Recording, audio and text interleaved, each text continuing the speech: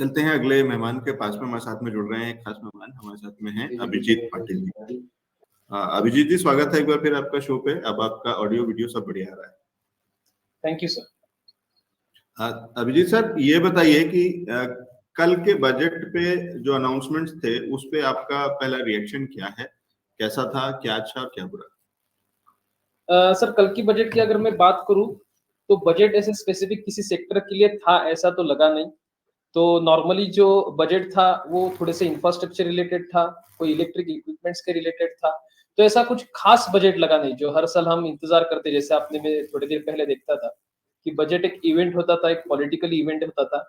लेकिन आजकल जो है ये बजट एक बजट रहा है, तो नॉर्मली ऐसा कोई खास बजट पर मेरा व्यू तो अभी फिलहाल में नहीं। जी, बजट पे कोई व्यू नहीं है क्योंकि कोई खास उसके अंदर में कोई ऐसा अनाउंसमेंट नहीं था। आप कह रहे हैं कि कोई चीज जिससे कि कुछ बहुत चेंज होने वाला हो, कोई बदलाव आ नहीं रहा है, कुछ चीजें नहीं है। तो जो जो भी रिएक्शन था वो पिछले साल के बजट में आप दे चुके हैं। मैं इसको ऐसे ले लेता हूँ क्योंकि ये वही वाली चीजें थी जो पिछले साल थी, उससे कुछ खास चेंजेस एज सच नहीं थे। माइनर कुछ इधर उधर शफलिंग हो रही हो, कुछ नए अनाउंसमेंट, कुछ नाम नए ले ले सरकार, कुछ योजनाएं बता दे, वो अलग बात है। बाजार को देखते हुए, शेयर बाजार को देखते हुए कहीं ना कहीं कुछ भी ऐसा नहीं था। लेकिन क्या इससे कोई मौके निकल के आ रहे हैं बाजार के अंदर में? सर हाँ, मौके निकल के आ रहे 2-3 स्टॉक है जो बजट के वजह से बढ़ने के चांसेस है। ऐसे मैंने कोई स्टॉक्स की लिस्ट थोड़ी सी बनाई है। तो सबसे पहले उसमें मेरा एक स्टॉक है आईटीसी, क्योंकि कल के बजट में आईटीसी पर कोई भी टैक्स उन्होंने बढ़ाया नहीं है। तो हर साल जो है वो टैक्स हाइक होता है, उसके वजह से सिगरेट के प्राइसेस हाइक होते हैं।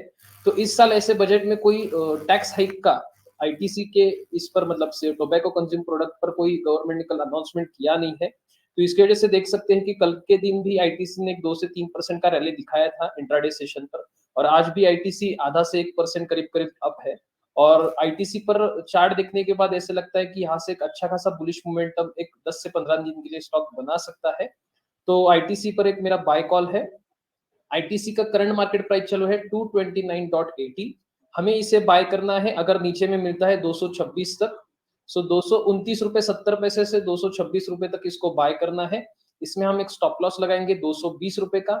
इसमें हम पहला टारगेट रखेंगे, अगर समझ लीजिए 229 पे बाय करते हैं या फिर 226 पे बाय करते हैं, तो हम पहला टारगेट रखेंगे 235, दूसरा टारगेट रखेंगे 245 और तीसरा टारगेट रखेंगे 260। तो एक मेरा 15 से 20 दिन के लिए आईटीसी पर एक शॉर्ट टर्म बुलिश व्यू है, तो एक अच्छा खासा रैली दे सकता है। ठीक है सर, जो आप एक बार लेवल्स फिर से बता दी। मेरे को लगता है टारगेट आप अच्छा 260 कह रहे थे क्या? 260 तक के हाँ, टारगेट? अप टू 260 तक जाने के चांसेस है। इसके इमीडिएट टारगेट जो है वो 240 है। मतलब एक या दो दिन के लिए अगर आप ट्रेड कर रहे हो तो करंट मार्केट प्राइस से 1 या 2 रुपए नीचे मिलने के बाद भी बाय कर सकते हैं, और 240 रुपए के इमीडिएट टारगेट के लिए इस पोजीशन को होल्ड रख सकते ठीक है, हैं। एक और अगर बुलिश शॉर्ट व्यू टर्म किसी को व्यू आईटीसी रखना के है, अंदर में। जी, हाँ हाँ, अगर किसी को शॉर्ट टर्म व्यू रखना है तो 260 रुपए तक का टारगेट वो आराम से रख सकते हैं। ठीक है। शॉर्ट टर्म में 260 तक के टारगेट्स, और नहीं तो उसके और ऊपर तक के भी मिल सकते हैं। तो 265 का जो इसका 52 वीक हाई था उसके आसपास वापस से अभिजीत जी को लगता है कि वापस से वहां जा सकता है।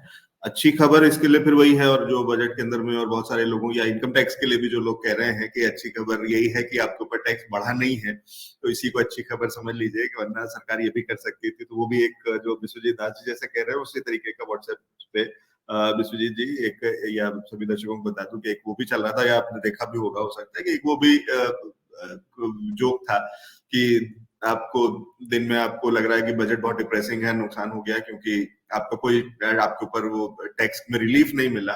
लेकिन रात में आपने कोई एक पर्टिकुलर चैनल देखा और उस चैनल ने आपको ये बताया कि मास्टर स्ट्रोक ये हो सकता था कि आपके ऊपर टैक्स बढ़ा दिया गया, लेकिन वो नहीं किया गया, तो ये अच्छी बात है।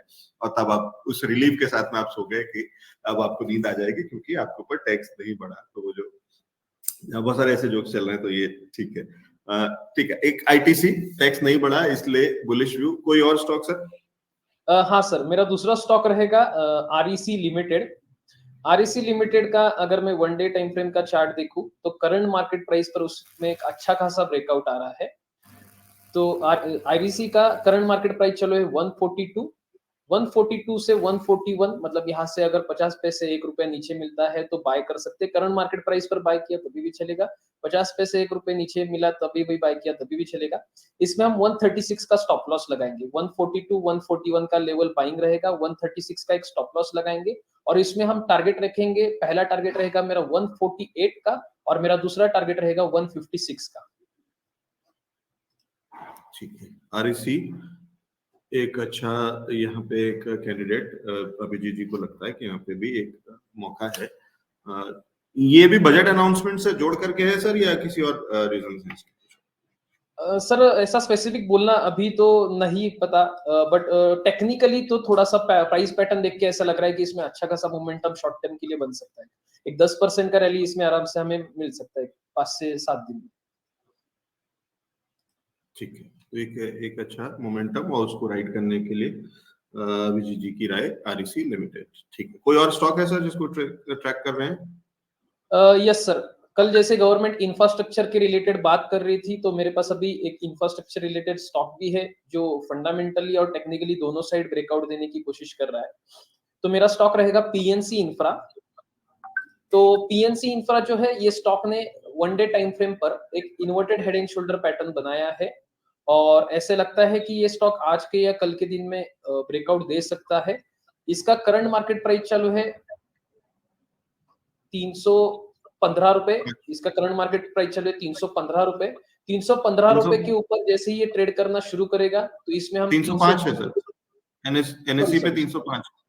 हाँ 305, सॉरी सर, 305 रुपए इसका करंट मार्केट प्राइस चल रहा है और इसको हमें बाय करना है 315 के ऊपर। इसका करंट मार्केट प्राइस है 305, इसे हमें बाय करना है 315 के ऊपर। इसमें हम टारगेट रखेंगे पहला वाला 330 और दूसरा वाला टारगेट रखेंगे 350। 315 के ऊपर ट्रेड करने के बाद ये श्योरली 330 से 350 तक जाने के चांसेस ज्यादा है इसमें। ठीक है, तो ये राय है पीएनसी इंफ्रा पे, इसको भी देख के चल सकते हैं। और ठीक है विश्वजीत दास जी, आपका सवाल अभी मैं ले लेता हूँ। और सिगरेट और लिकर पे टैक्स नहीं बढ़ा है, विश्वजीत दास जी कह रहे हैं, तो ये कह रहे हैं कि ये भी एक तरीके से मनी बैक है या इसको कंसिडर करना चाहिए कि सरकार ने पैसे आपसे ज्यादा नहीं लिए, तो वो एक अच्छी चीज है और उसका फायदा आते हुए दिख रहा है। ठीक है अभिजीत जी, कोई और स्टॉक है जो कि आपकी लिस्ट में है? ये मेरा अगला स्टॉक रहेगा bank of Baroda. Bank of Baroda का करंट मार्केट प्राइस चलो 106 रुपए 90 पैसे से 107 रुपए तक। इसे हमें करंट मार्केट प्राइस पर ही बाय करना है। अभी जो इसका प्राइस है करंट मार्केट प्राइस 106 रुपए 80 पैसे, 106 रुपए 90 पैसे पे बाय करना है। अगर नीचे में थोड़ा सा मिलता है 105 रुपए तक तभी भी इसको हम ऐड कर सकते हैं।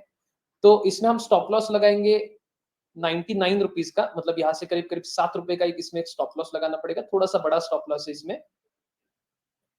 इसमें हम टारगेट रखेंगे 120 से बैंक ऑफ बड़ौदा। जी जी जी, 120 तक के टारगेट्स आप कह रहे हैं? यस सर, ठीक है, 130 सर, 130 130 130। ठीक है, 130 तक के टारगेट्स के लिए 106 से 105 106 से 105 के लेवल पे बाय करे, 99 का एक स्टॉप लॉस लगाए और 130 रुपए तक के टारगेट के लिए इसको होल्ड रखे। इसका 130 रुपए तक का टारगेट आराम से 10 से 12 दिन में आ सकता है।